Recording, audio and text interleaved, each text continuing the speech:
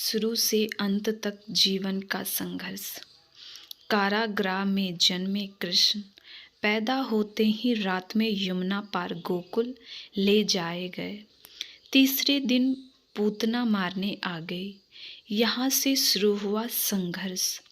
देह त्यागने से पहले द्वारिका डुबोने तक कृष्ण का जीवन कहता है, आप कोई भी हो, संसार में आए हैं तो संघर्ष हमेशा रहेगा। मानव जीवन में आकर परमात्मा भी सांसारिक चुनौतियों से बच नहीं सकते। कृष्ण ने कभी किसी बात की शिकायत नहीं की, हर परिस्थिति को जिया और जीता। कृष्ण कहते हैं, परिस्थितियों से भागो मत, उसके सामने डटकर खड़े हो जाओ, क्योंकि कर्म करना ही मानव जीवन का पहला कर्तव्य है। हम कर्मों से ही परेशानियों से जीत सकते हैं। दूसरा, स्वास्थ्य शरीर से ही विजय है।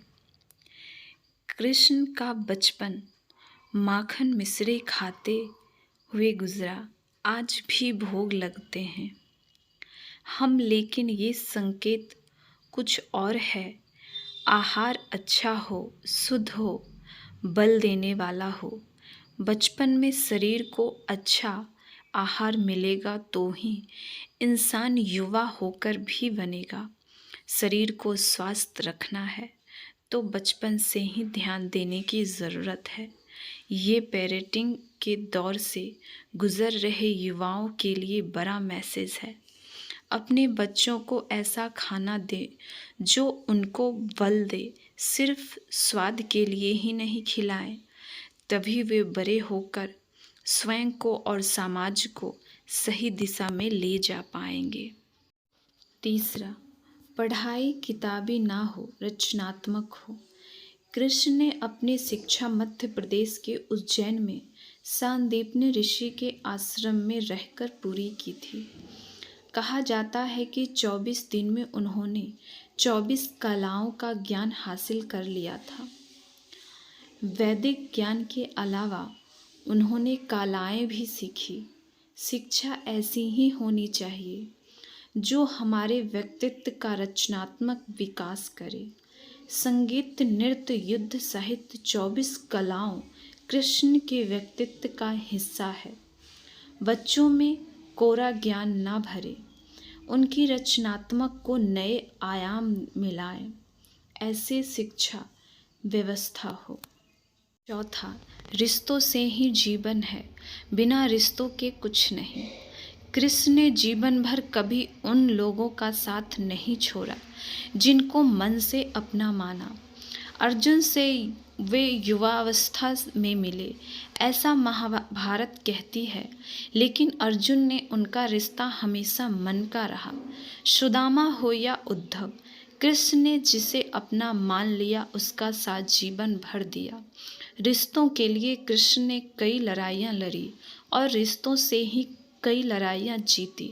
उनका सीधा संदेह है, संसारिक इंसान की सबसे बड़ी धरोहर रिश्ते ही हैं। अगर किसी के पास रिश्तों का थाती नहीं है तो वो इंसान संसार के लिए गैर ज़रूरी है। इसीलिए अपने रिश्तों को दिल से जिए, दिमाग से नहीं। पांचवा, शांति का मार्ग ही विकास का रास्ता है। कृष्ण ने महाभारत युद्ध से पहले शांति से समझौता करने के लिए पांडवों और कौरवों के बीच मध्यस्थता की। हालांकि दोनों ही पक्ष युद्ध करने के लिए आतुर थे, लेकिन कृष्ण ने हमेशा चाहा कि कैसे भी युद्ध टल जाए। झगड़ों से कभी समस्याओं का समाधान नहीं होता है। शांति के मार्ग पर चलकर ही मन, समाज और रचनात्मक विकास कर सकते हैं। कृष्ण ने समाज की शांति से मन की शांति तक दुनिया को ये समझाया कि कोई भी परेशानी तब तक मिट नहीं सकती जब तक वहाँ शांति ना हो, फिर चाहे वो समाज हो या हमारा खुद का मन। शांति से ही सुख मिल सकता है, साधनों से नहीं।